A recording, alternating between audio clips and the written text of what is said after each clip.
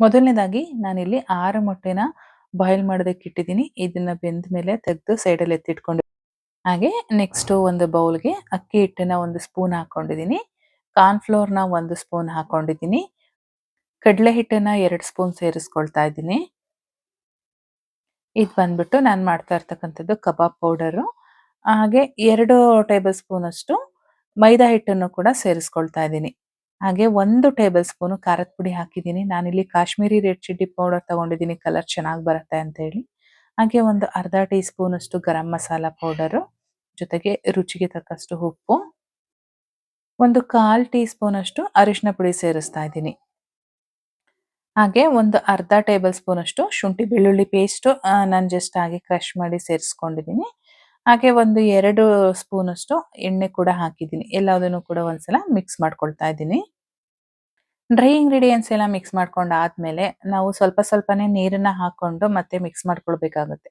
Consistency ನೋಡ್ಕೊಂಡು ಮಾಡ್ಕೊಳ್ಬೇಕಾಗುತ್ತೆ. ಈಗ chicken ಎಲ್ಲ ಮಾಡೋದಾದ್ರೆ ಸ್ವಲ್ಪ ಗಟ್ಟಿಯಾಗಿ ಮಾಡ್ಕೊಳ್ತೀವಿ. ಚಿಕನ್‌ಗೆ ಚೆನ್ನಾಗಿ ಇಟ್ಕೊಳ್ಳಿ ಅಂತ. ನಾವಿಲ್ಲಿ ಎಗ್ ಕಬಾಬ್ ಮಾಡ್ತಾ ಇರೋದ್ರಿಂದ ಎಗ್‌ನ ನಾವು ಚಿಕನ್ ಮಿಕ್ಸ್ ಮಾಡೋ ಥರ ಮಿಕ್ಸ್ ಮಾಡಕ್ಕಾಗಲ್ಲ. ಅದಕ್ಕಾಗಿ ಈ ಕನ್ಸಿಸ್ಟೆನ್ಸಿನ ಮಾಡ್ಕೊಳ್ಬೇಕಾಗತ್ತೆ. ನೋಡಿ ನಾನೀಗ ತೋರಿಸ್ತಾ ಇದ್ದೀನಲ್ವಾ, ಇದು ಪರ್ಫೆಕ್ಟ್ ಆಗಿರತ್ತೆ. ಇಷ್ಟಾದ್ಮೇಲೆ ನಾನು ಅವಾಗ್ಲೇ ಎಗ್ ಬಾಯ್ಲ್ ಮಾಡಕ್ ಇಟ್ಟಿದ್ನಲ್ವಾ, ಅದು ಚೆನ್ನಾಗಿ ಬಾಯ್ಲ್ ಆದ್ಮೇಲೆ ನಾನು ಈ ರೀತಿ ಕಟ್ ಮಾಡ್ಕೊಂಡಿದ್ದೀನಿ. ಅಂದ್ರೆ ಒಂದು ಎಗ್ಗಲ್ಲಿ 4 ಪೀಸ್ ತರ ಕಟ್ ಮಾಡ್ಕೊಂಡಿದ್ದೀನಿ. ನೀವು 2 ಬೇಕಾದ್ರೂ ಮಾಡ್ಕೊಳ್ಬೋದು.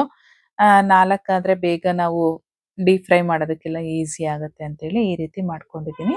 ಇಲ್ಲಿ ನಾನು ಟೋಟಲ್ ಆಗಿ 6 ಎಗ್ಗನ್ನ ತಗೊಂಡಿದ್ದೀನಿ. ನಿಮ್ಮ ಮನೇಲಿ ಮೆಂಬರ್ಸ್ ಎಷ್ಟಿರ್ತಾರೆ ನೋಡ್ಕೊಂಡು ತಗೊಳ್ಬೋದು.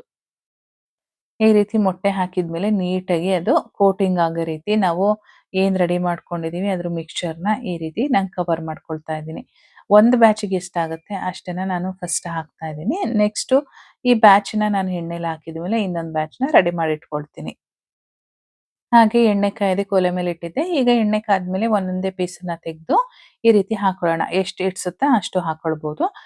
ಇದು ಮೊಟ್ಟೆ ಆಗಿರೋದ್ರಿಂದ ಅದು ಫುಲ್ಲು ನೊರೆ ನೊರೆ ಥರ ಬರುತ್ತೆ. ಹಾಗಾಗಿ ನೋಡ್ಬಿಟ್ಟು ಹಾಕೊಳ್ಳಿ. ಜಾಗ ಎಷ್ಟು ತುಂಬ ರಶ್ ಮಾಡಕ್ ಹೋಗ್ಬೇಡಿ. ಎಷ್ಟು ಸ್ಪೇಸ್ ಹಿಡ್ಸುತ್ತೋ ಅಷ್ಟು ಮಾತ್ರ ಹಾಕೊಳ್ಳೋಣ. ಎಣ್ಣೆಗೆ ಹಾಕ್ಬೇಕಾದ್ರೆ ಎಣ್ಣೆ ಚೆನ್ನಾಗಿ ಕಾಯ್ದಿರ್ಬೇಕು. ಮೊಟ್ಟೆ ಎಲ್ಲ ಹಾಕಾದ್ಮೇಲೆ ಸ್ವಲ್ಪ ಲೋ ಮೀಡಿಯಂ ಫ್ಲೇಮಲ್ಲಿ ಇಟ್ಕೊಂಡು ಬೇಯಿಸ್ಕೊಳ್ಬೇಕಾಗತ್ತೆ. ಹಾಕಿದ್ದಾದ್ಮೇಲೆ ಒಂದು 30 ಸೆಕೆಂಡ್ ಆದ್ಮೇಲೆ ಉಲ್ಟಾ ತಿರುಗಿಸ್ಕೊಂಡು ಎಲ್ಲಾ ಕಡೆನೂ ಬೇಯಿಸ್ಕೊಳ್ಬೇಕಾಗತ್ತೆ. ನೀವಿಲ್ಲಿ ನೋಡ್ತಾ ಇರ್ಬೋದು ಯಾವ ರೀತಿ ನೊರೆ ನೊರೆ ಆಗಿದೆ ಅಂತ ಹೇಳಿ. ಅದು ಬೇಯ್ತಾ ಈ ರೀತಿ ಆಗ್ಬಿಡತ್ತೆ. ಸೊ ಈ ರೀತಿ ತಿರುಗಿಸ್ಕೊಂಡು ನಾವು ಸ್ವಲ್ಪ ಕ್ರಿಸ್ಪ್ ಆಗೋವರೆಗೂನು ಬೇಯಿಸ್ಕೊಂಡ್ರೆ ಸಾಕು. ಈಗ ಆಲ್ರೆಡಿ ಅದು ಬಾಯ್ಲ್ಡ್ ಎಗ್ ಆಗಿರೋದ್ರಿಂದ ನಮ್ಗೆ ಮೇಲ್ಗಡೆ ಮಸಾಲ ಮಾತ್ರ ಬೆಂದ್ರೆ ಸಾಕಾಗತ್ತೆ. ತುಂಬಾನೇ ರುಚಿಯಾಗಿತ್ತು. ಖಂಡಿತವಾಗ್ಲೂ ಮನೇಲಿ ಒಂದ್ಸಲ ಟ್ರೈ ಮಾಡಿ. ಸೈಡ್ ಡಿಶ್‌ಗೂ ಚೆನ್ನಾಗಿರತ್ತೆ. ಹಾಗೆ ಮಕ್ಳಿಗೆ ಹಾಗೆ ಮಾಡ್ಕೊಡ್ತೀನಿ ಅಂತ ಅಂದ್ರುನು ಬರೀ ಮೊಟ್ಟೆ ಯಾರು ತಿಂತಾ ಇರಲ್ಲ ಮಕ್ಳು, ಅವ್ರಿಗೆ ಈ ತರ ಒಂದು ಸ್ಪೆಷಲ್ ಆಗಿ ಮಾಡ್ಕೊಟ್ರೆ ಮೊಟ್ಟೆನ ತಿಂತಾರೆ. ನಾನು ಕಾಶ್ಮೀರಿ ಚಿಲ್ಲಿ ಹಾಕಿರೋದ್ರಿಂದ ಕಲರ್ ನೋಡ್ತಾ ಇರ್ಬೋದು. ಯಾವುದೋ ಫುಡ್ ಕಲರ್ ಆಡ್ ಮಾಡಿದ್ದೀನಿ ಅನ್ನೋ ತರ ಕಲರ್ ಬಂದಿದೆ. ತುಂಬಾನೇ ಚೆನ್ನಾಗಿತ್ತು. ಸೊ ನೀವು ಮನೆನಲ್ಲಿ ಮಾಡಿ. ಈ ವಿಡಿಯೋಗೊಂದು ಲೈಕ್ ಮಾಡಿ, ಸಬ್ಸ್ಕ್ರೈಬ್ ಮಾಡ್ಕೊಳ್ಳಿ. Thank you for watching.